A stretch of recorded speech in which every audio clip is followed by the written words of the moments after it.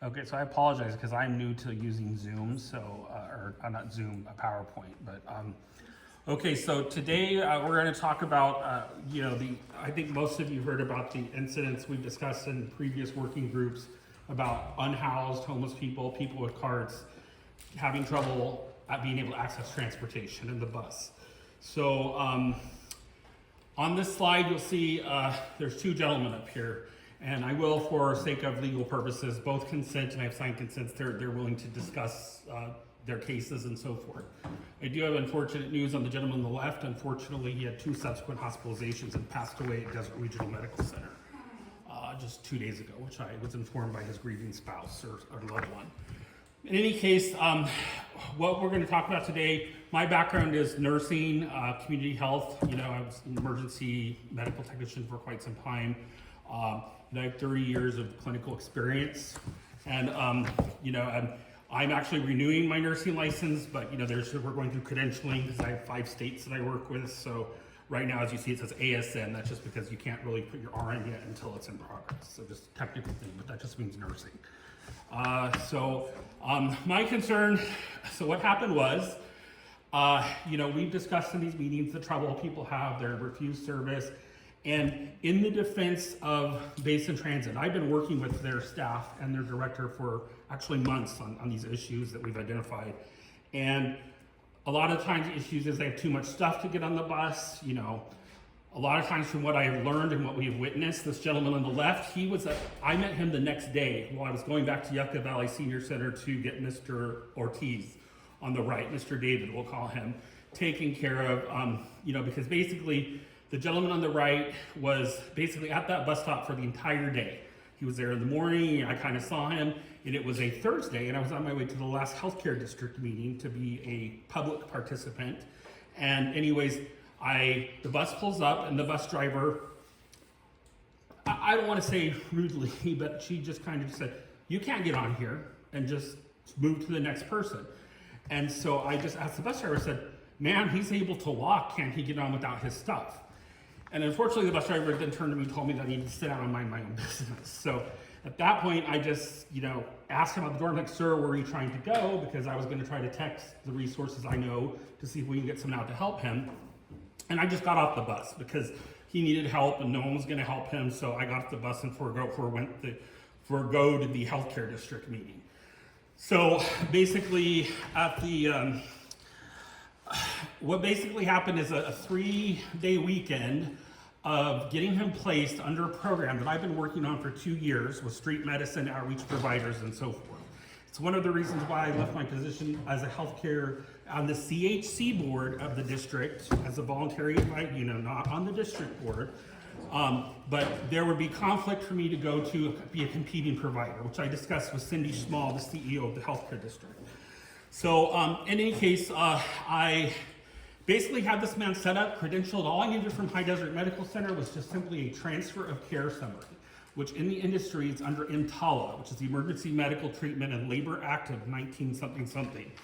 Basically, it's a transfer document that you could transfer a patient, just like when we have a trauma, when a bus rolls over and you got to transfer the patient and fly the patient down the hill. It's a simple form. It's no different if you're sending the patient to a nursing home, any type of level of care, but I needed that form. But unfortunately, the staff at High Desert Medical Center was not versed on filling out that form, so they couldn't get it to me. So he bounced in and out of the hospital for a course of 3 different times that weekend. And again, this is the gentleman on the right. And even though we had placement, we had about 10 staff members at the at Yucca Valley, the senior center. Everyone was helping with this man. Hundreds of people on Facebook were sending me messages, willing to house them and so forth. But again, I'm on the ground. I have no cell phone service. I don't have a car. I can't do everything at once on a volunteer salary with no resources, right? There's tons of resources here, and I know half of you all here helped me with them. I reached out to pretty much everyone. So long story short, we're just looking at what is this cost? What are the costs of, what does this do to the system? So I'm gonna go to the next slide.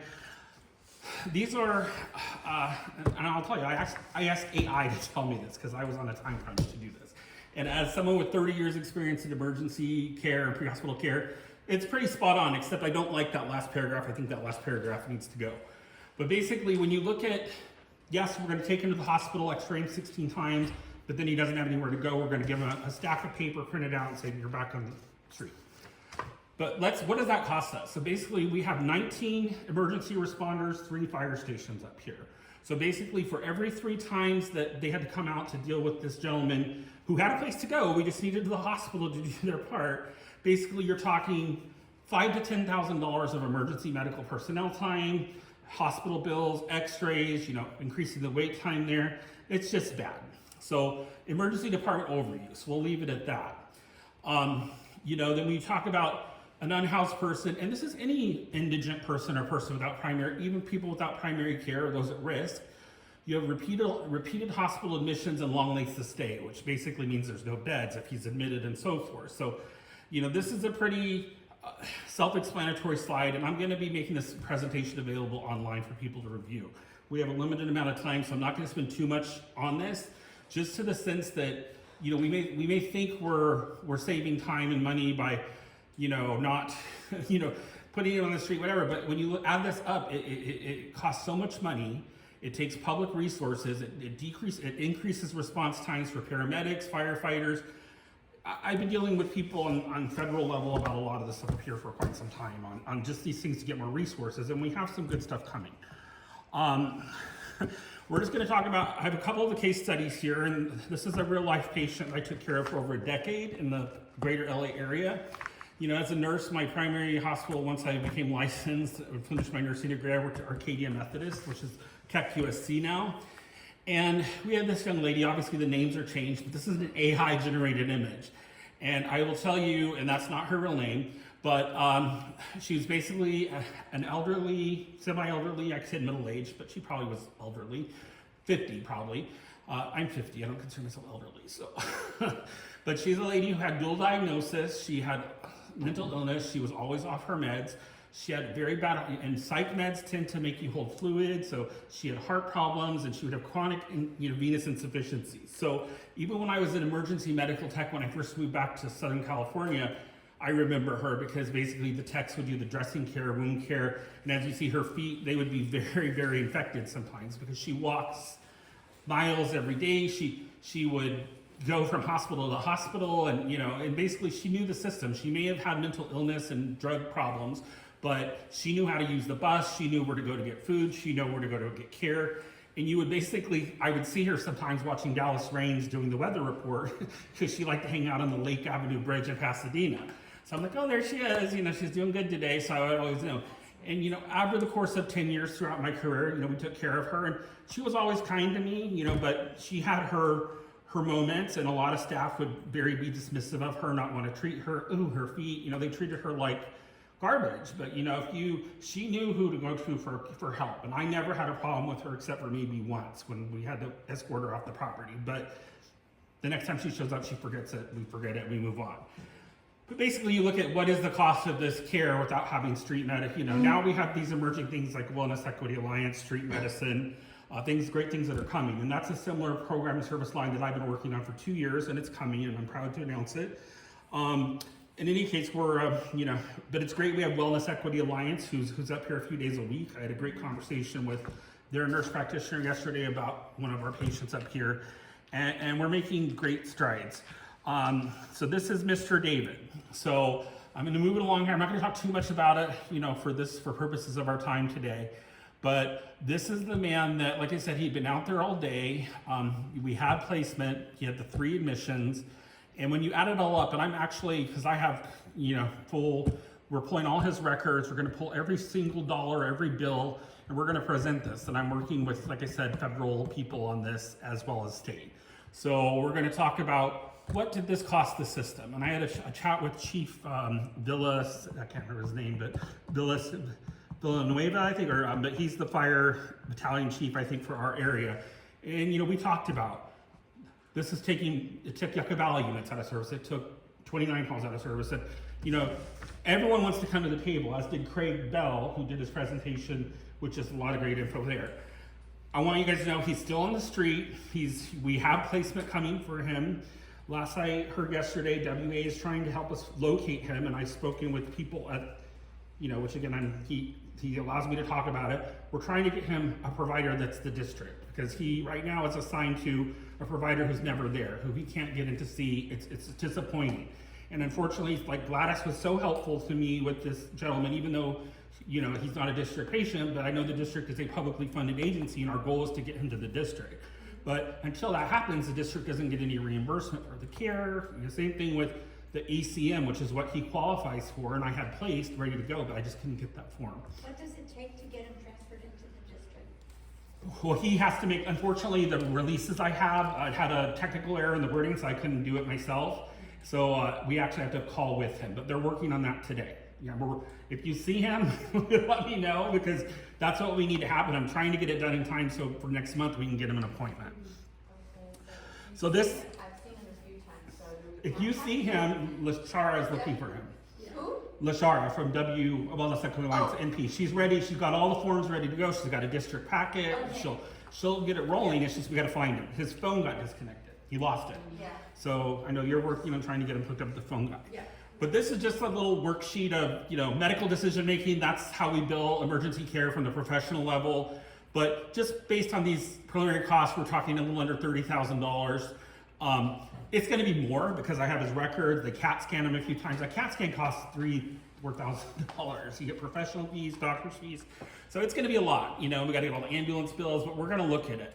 Whereas if we had to simply $2,000 of public funding to have him in a stable housing, whatever, that would save the system. It would do everyone a good favor. So this, unfortunately, is the gentleman I encountered the next day when I was coming back from the Yucca Valley Senior Center. We were all working on him. I took the bus back over here, and I happened to have this gentleman sitting across on the bus. And again, he also, you know, unfortunately, like I said, I have bad news. I'm kind of taking this kind of hard because I got him hooked up with his doctor, and we had everything going so well. But unfortunately, when it came time for him to get off the bus, he couldn't even stand himself up. And after talking to the bus driver, are you trying to get me? After talking to the bus, the bus driver, basically she witnessed the hospital staff bring him out in a wheelchair, assist him to the grab bar, and put him on the first seat in the bus. Then the bus ended in 29 Hall. I got on in Joshua Tree, or after, I don't remember where I was. But then come the end at Rocky's Pizza, he couldn't stand. So I helped him up, but I was like, sir, you gotta be, are you okay? And he was insistent he was. He held himself down, took a step off the bus, fell and collapsed and hit his head. So the bus driver was already calling 911. I did the same and stayed with him till help arrived. And you know, when EMS got there, I relinquished my role, went into Rocky's because I had some paperwork to do for the other gentleman. And I was there for about an hour. I came out and he had refused transport because he didn't want to go back because he had such a bad experience. And so then I said, then he was telling me, please call 911 again. I'm like, sir, you just refused. I can't do that. Where do you live? And he lived, basically the discharge plan for this gentleman was to expect him to walk all the way to the end of the road. You can see there, it's like a half a mile. Someone that can't even transfer themselves less than 250 feet. This just was an unsafe discharge plan. This is patient dumping under the California law. And so this is the response from the chief nursing officer at Desert Regional, and she says all procedures were followed and so forth. And you know, obviously she didn't understand I had full release and so forth. So, but she is a very wonderful, I really like this new chief nursing officer. She's doing the best she can with the resources she gets from TED. That's all I can say. So, like I said, unfortunately he did pass. How is she? What time are we? Yeah, she's not on there. Okay. So, and again, he knew I was taking this video, and what I want to just highlight here, and I don't know if we have audio or if it will work because of my limited Wi-Fi, and I can't see. Oh, you probably can't hear it because of the audio. But basically, what I did is I did a functional assessment on him. I said, so where do you live? Are there steps to get in the home? Who cares for you? And it took me a few seconds. And this was a regular, any nurse should know how to do this. This is what a discharge planner does in the hospital. So I stayed with him till EMS arrived. And at that point, like I said, I relinquished care. He's in good hands now. The paramedics are here. And like I said, the next day, I think after this was taken, he had a fall at home again, fell and, cut his face open, went back to High Desert. And then, like I said, I got the unfortunate news that he got into the doctor I arranged for him, which was his doctor. I got him an expedited appointment.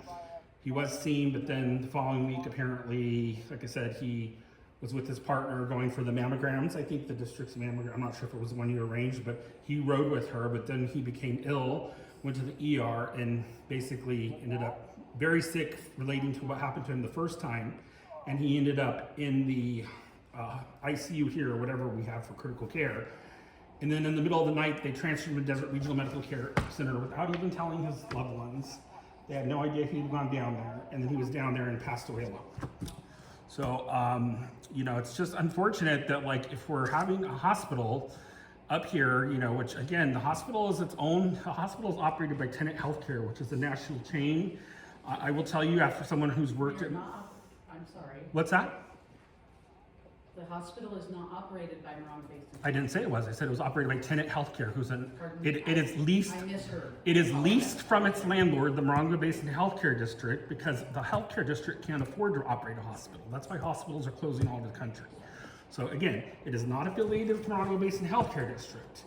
Just like in Desert Healthcare District down below, which is this, you know, they are the landlord of Desert Regional Medical Center. And they have a board similar to what we have. And my frustration as a board member, former board member on the community health side, and as someone who is, I'm able to make my own assumptions on this, is they do a lot, the district kind of watches that hospital a lot. They do a lot more things. But again, I understand, and I've talked with Cindy Small greatly about this, they have a ton of money. It's Coachella Valley, they're loaded. So anyways, She's on. okay, so we're gonna wrap it up. You know, well, so 2 more seconds. Now I can't make it go. Okay, so I'm not gonna talk about the top 5. This was more about what's coming, what we're working on with enhanced care management, RN case management, homeless and street outreach medicine, respite and recuperative care, and community health workers we're bringing on board under a grant that I'm working on that should be funded hopefully in the next month. We'll talk about, I'm gonna do something else on that. But what we're saying is if you see something on the street, say something. I have a list of people to thank for who helped with Mr. David. They're all there. Gladys, you're on there. And I think I forgot, I know Jen and Shane, you're on there. Faith, I can't remember if I reached out to you or not, but you were always helpful with everybody. So, but it just, there's so many, like we're talking 30 people came together to help this guy. So this is a parody. Desert Scare is what they call it online, I found. You know, because if you go on Facebook, you read a lot of these stories, and something similar happened to me a year ago where I had serious concerns, but I understand it's a system issue. It's not the hospital, it's not the nurses, it's not the healthcare district, it is healthcare in general. It's a systemic issue. So I put the 2 resources here. So again, as Diana has pointed out, the healthcare district has nothing to do with the operation of the hospital with the exception of it being a landlord. Okay, but like I said, if you're concerned about access to care up here, because the district potentially could get the hospital back in a few years, if you know, because a lot of these cuts that are funding, which we have discussed in detail at the CHC board meetings, they're going to lose their payer mix of the continuing care center, and Tenet Healthcare will not stay if they're not making money. So there's a potential they could give a 2-year notice and then put the hospital back to the district. This is in public record, which you can all review. So if you're concerned about that, you know, you should go to the healthcare district meeting sometime. It's tonight, actually. You should ask questions. But see, the thing is, when I went there 2 years ago to talk about, or a year and a half ago to talk about our initiatives, that's when they asked me to go on the CHC board thing, which I was glad to do. But again, they don't manage the hospital, but they do have the ability to ask, to encourage the hospital to comply and do better for our region. So that's just some fun pictures from different things. So. She's on now. All right, well, let's get Martha going. Okay. But I don't know how your audio is going to go, so. All right. Who's in, Me unmute them. I will. So,